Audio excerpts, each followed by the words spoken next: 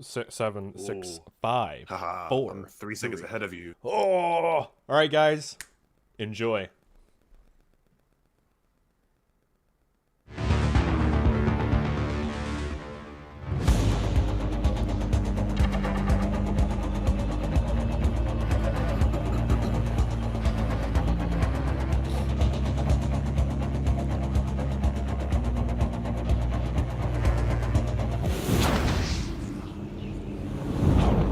Hello and welcome to the... Wait, what episode number are we on again? The 4th? So let's count. We started with introducing Aiden Caldwell, the protagonist. That's true. And then we looked at some of the monsters we'll find in the city. Exactly, and then it was parkour and creative combat. Wow. All right. Well, 4 episodes already. Thank you so much for joining us on this journey. And if you missed any episodes so far, they're all on our YouTube channel for you to catch up. And we have already shown you so much, it might seem you know everything about the game. But it's just the tip of the iceberg. So let's dive a bit deeper. Today, we're going to show you the vast open world of Dying Light 2. Even though it's violent, brutal, and full of death, you'll find there's a surprising amount of beauty and vibrancy in the city. And you will hear a lot about exploration, freedom, interaction, and some secrets you may find in the city. And at the end of this episode, there's going to be one secret less, because we're going to be doing a big old Hollywood name drop and showing you a new big name in the world of Dying Light 2, Stay Human. Who is it? You have to wait till the end to find out. Thank you for the donation, by the way. Appreciate it. There are many elements that create the open world of Dying Light to Stay Human. The city has a diverse architecture with historic churches, a business district, modern apartment blocks, and old Villador. It is full of immersive sounds that fill the streets, and there are plenty of characters that you will meet along the way. But it's impossible to talk about all of this at once. So let's start with the places that you will visit and explore during your journey. And for that, I have my next guests. Katarzyna Zielińska, senior concept artist, and Bartosz Januszkiewicz, lead 3D artist. I wonder if they're Polish.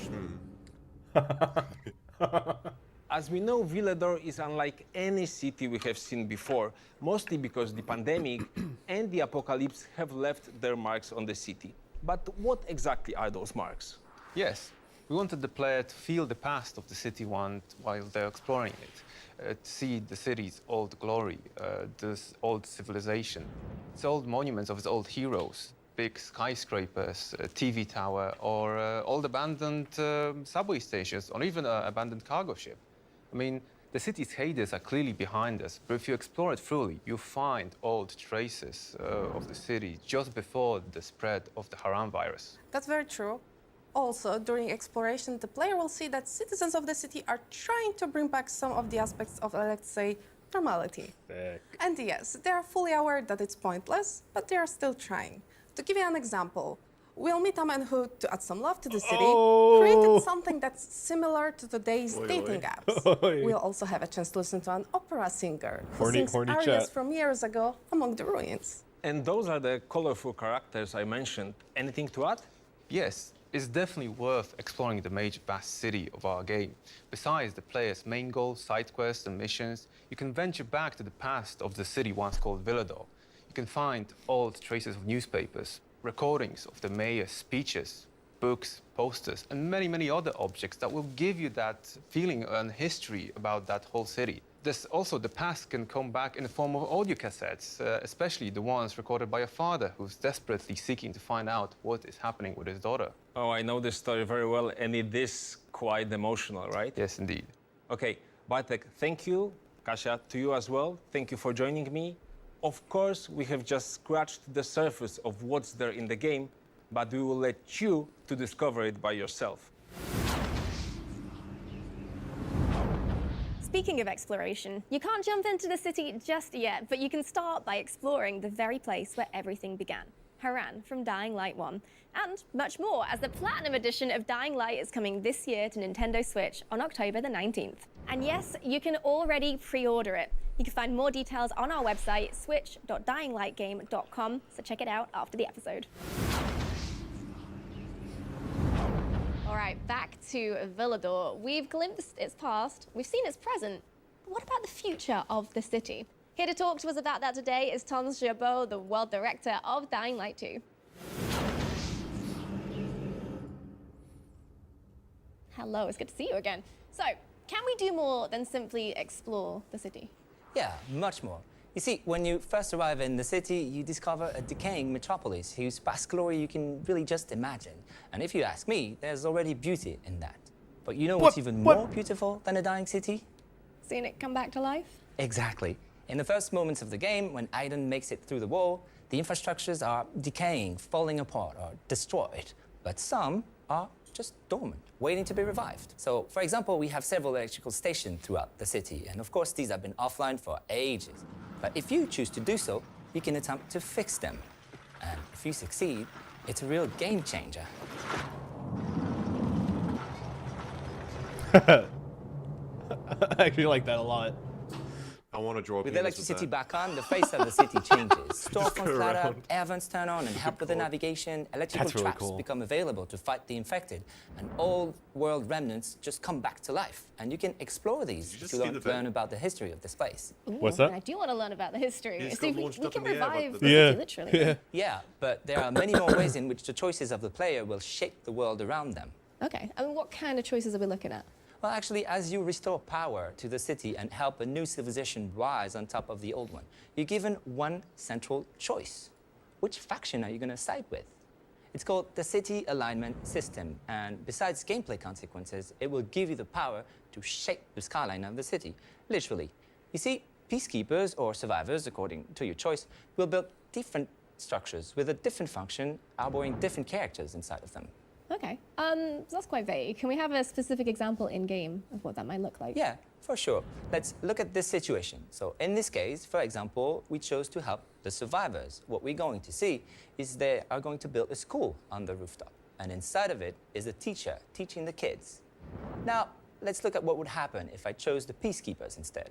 You see, the school is turning into a PK rooftop outpost. And inside of it is now a shopkeeper with whom I can actually trade. And outside is an NPC who may just have a specific quest for me. Ooh, so we've gone from a teacher to a shopkeeper here. I mean, can we actually interact with these NPCs? Yeah, absolutely. Actually, let's look at it this way. If you were to go to a foreign place, you would probably want to talk to the locals to learn about where to go, where to sleep, where to eat, where to party, maybe. It's the same in our city. You can talk to the locals to learn about the insider secret of the city and actually answer some important world questions. You know, just learn to get around in our city. Oh yeah, absolutely. But what about when the sun sets? Well, then it's a different thing. You know, you will learn about urban legend, folk tales, and actually ranging from campfire stories through songs to rooftop theater. People will always need stories to learn how to live, and it's especially important in our city. And who knows, if you pay attention, maybe you'll realize that some of your actions, some of the choices you make in-game become stories told on the rooftops. So I could be an urban legend in the game. That's so cool. I mean, it sounds like I'm going to need multiple playthroughs to really fully experience the richness of these choices and these worlds. Well, thank you so much for joining us today, Thomas. It's been a pleasure. Thank you, Leah. If you'd like to start exploring the world of Dying Light 2 Stay Human already, why don't you go to techlandgg.com, where you'll find our whole new section with stories about the citizens of Villador. Check them out now and let us know on our social media what you want to hear about. And while you're there, don't forget to grab other rewards and goodies, such as these new weapons, the Dragon Breath Bow and the Neon Storm Ye Old Trusty. Go to techlandgg.com to get them now. My next guest is the composer of the Dying Light 2 Stay Human soundtrack, Olivier de Riviere. It's time. Let's go! I've waited. Let's go. I I've wanna waited talk so about what the long. main inspiration for the soundtrack was then. The main inspiration came from the creative director who gave me one word, broken. So that was very inspiring because it's a strong word and we wanted to spread that idea through the city, the main characters, the story, everywhere. Not only through the story actually, but also through the gameplay. So every actions, everything you're doing is supported by music. Okay, that's a pretty strong main theme. Does that change depending on who we're talking to or what we're doing? Yeah, definitely what we wanted to do is to have something that will be impactful for players, that will be recognized. So, for instance, you have factions in this game. Those factions have a musical theme, and then as you are giving away some zones, giving away some buildings, locations, you will give that to a certain faction. Therefore, you will have a certain music attached with the faction, and therefore the music will sound depending on your choices, which is like creating the soundscape of the city out of your choices. Wow. Yeah, so you're making it quite a personal experience then as you make your own little mini soundtrack. Definitely, yeah. That's really cool. So it sounds quite interactive. It is very interactive. Let's take like throughout all the gameplay mechanics we have, there is parkour, of course. And the idea is like on the ground level, there is like death, there is nothing. And so we didn't want to have music there. But on the rooftop, where life is back, we wanted to have a sense of freedom. So parkour happens there. And you have the music at first, if you just run, what happens is like the music is just a soundscape, something that's, it's not big. But the more moves you do, the more crazy stuff you're doing, jump over the building, the walls and everything, the bigger the music, to such an extent that at some point the music kicks into a flow, parkour flow. And now you don't even want to stop parkouring because the music is pushing you to do that. So, yeah. That sounds really like rewarding. It is very rewarding. Making your own little awesome soundtrack as you go. What about the combat then? Is that the same? Yeah, the combat has the same treatment of being interactive. So you would have to meet, any enemy with a special melody, a special theme. But mostly it's about your actions. So if you go and fight and decide to be very, very blunt, the music will react to this, as well as, if you kill somebody, if you get away, like running away from the enemy, and everything is supported by the music. Okay, all right. I mean, that sounds really intense. There's a lot going on. It sounds like the kind of thing we need to be able to see and hear together to truly appreciate. So why not take a look? Oh!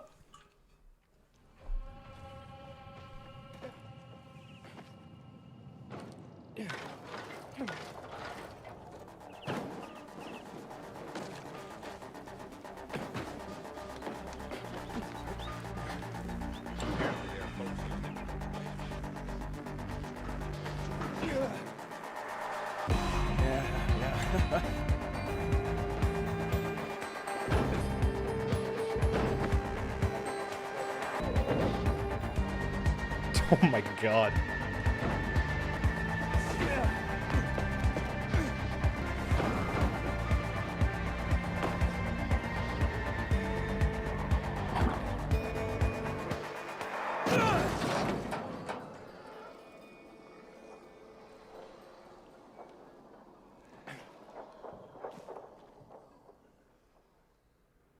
Wow. I mean, yeah, you can truly appreciate how it's all coming together and making, again, a really personal feeling experience.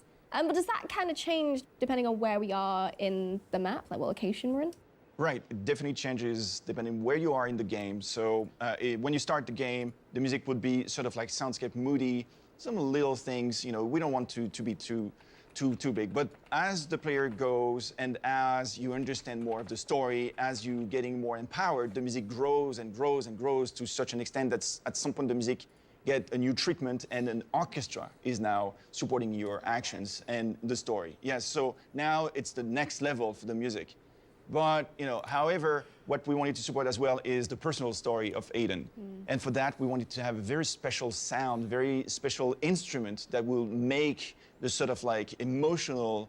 Okay, well, I mean, I really, really want to know more about this, but I am going to have to stop you there, unfortunately, because we need some secrets for next time, of course. Well, thank you so much for joining us, Olivier. It's been a pleasure, and I can't wait to hear the soundtrack. Thank you. Cool. None of the things that we are talking about here today would be possible without the work of sound-level designers, such as Edyta Mosińska-Duralska, who makes it all work in the game. Definitely the best part of the episode so far. Oh yeah, absolutely. Hello, Edyta. Hi. We are kind of mediators, I think, between the composer, Olivier, and the game. We implemented his music and vision into Dying Light 2, making sure that it all works as it's supposed to.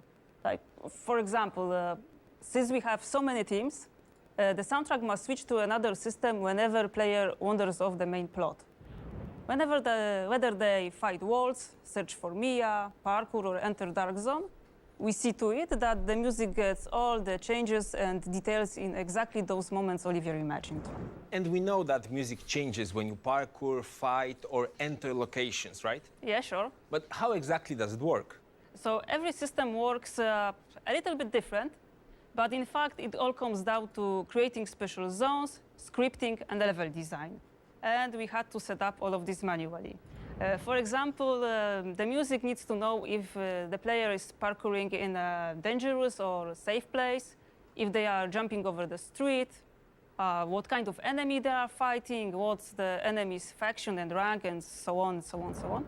And the music knows it's all mostly thanks to special invisible zones that we add inside the game. Okay, invisible zones, this sounds intriguing. So what are they and how many of them are there in the game? Oh, there's so many of them, I guess millions, probably. They are, let's say, boxes triggering when the player enters them. Whenever that happens, they tell the music that it needs to change. But, you know, that's the easy part. The hard one is to set up them properly and fit them into geometry of the world, so they send right message at the right moment. I think that the windmill was really challenging in that matter. And why was it so? So as the player climbs the windmill, the music changes depending on the height they're Okay, at. but let me assure you that players will hear the amazing music and sounds that you have put into the game. Thank you, Edita. Thank you. They're just cutting them off. If you thought the Dying Light 2 soundtrack couldn't get I any like more how they impressive, explain then how we it have mechanically something works. else to show you. It was played by none other than the London was Contemporary nice, Orchestra insight. in the world-famous Abbey Road Studios. Check this out. Oh. Don't copyright strike me, please.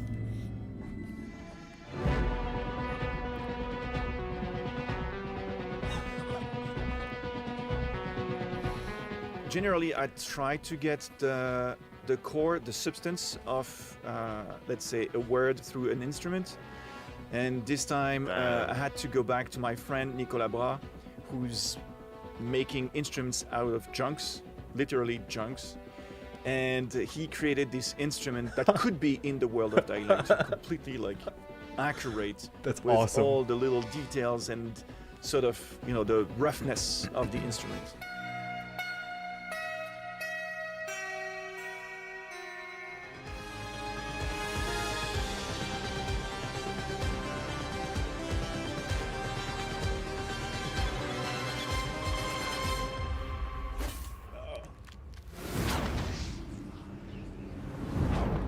Now it's time Damn, for that was something really special. good. We already know Oh. Aiden, the protagonist of Dying Light 2, Stay Human. And Hakon, who in our game has the face of David Bell, the inventor of parkour. David Bell! Now, let's meet another important citizen. Yeah, and that's the perfect time to show you the surprise we have saved for last. You may know her from the Mandalorian series. Or from the famous Sin City. So without further ado, Meet Lawan.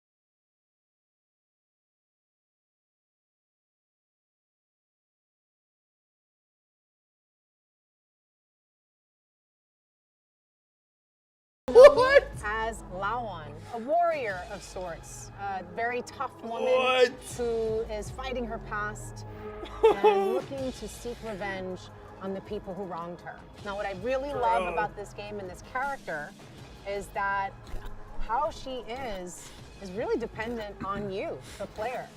Is she going to be this rage-filled killer who is obsessed with her goals?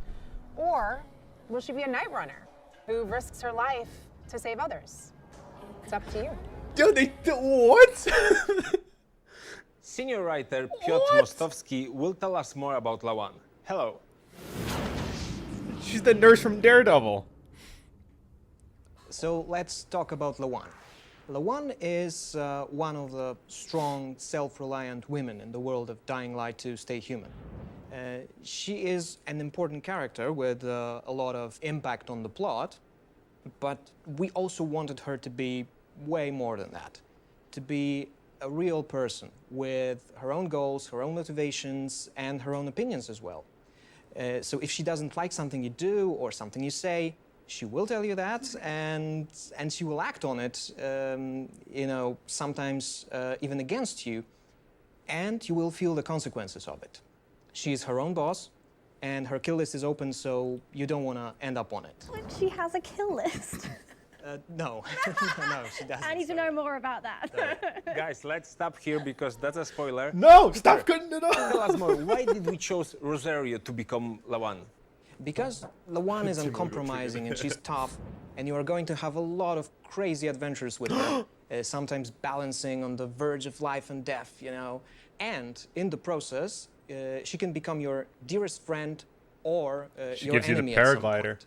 So in order to convey all that, because there is quite a lot to convey, we needed an extraordinary actor, and Rosario turned out to be just perfect. insane. You know? And I cannot wait to meet her in game. Thank you so much for joining us today. Thank you. insane. Thanks. Thanks.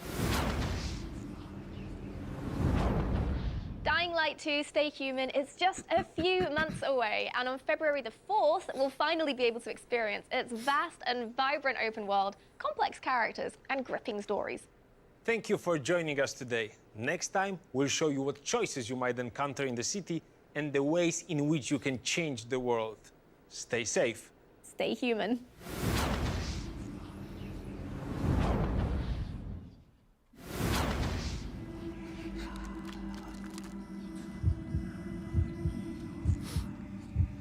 This is probably my favorite episode.